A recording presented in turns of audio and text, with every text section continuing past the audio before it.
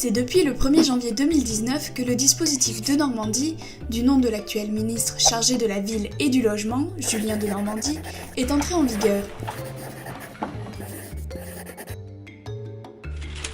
Cette loi s'inspire de l'actuel dispositif Pinel dans l'ancien et vient le compléter. Quel est l'objectif de cette loi ? Redynamiser le centre de certaines villes qui comportent de nombreux logements vacants ou en mauvais état, en permettant aux investisseurs qui achètent dans l'ancien avec travaux de profiter d'un avantage fiscal considérable. À qui s'adresse cette loi ? À tout investisseur, contribuable français, qui achète un bien à restaurer dans une zone précise et qui souhaite le proposer à la location, directement ou indirectement, et ce, pour une durée déterminée.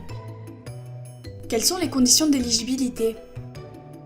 Le logement doit être acquis entre le 1er janvier 2019 et le 31 décembre 2021. Il doit se situer dans une ville labellisée cœur de ville ou dans une agglomération ayant conclu une opération de revitalisation du territoire. Les travaux de rénovation doivent impérativement représenter 25% minimum de la valeur globale de l'opération. Le propriétaire doit s'engager à louer le bien pour une durée de 6, 9 ou 12 ans et le bailleur doit impérativement respecter les plafonds de loyer et de ressources des locataires. Le dispositif présente plusieurs avantages.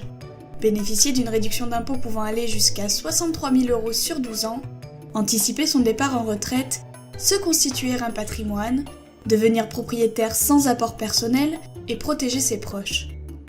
Investir via le dispositif Denormandie, c'est donc lutter contre l'habitat précaire en permettant la revalorisation des centres-villes et tout cela en pouvant profiter d'aides fiscales avantageuses.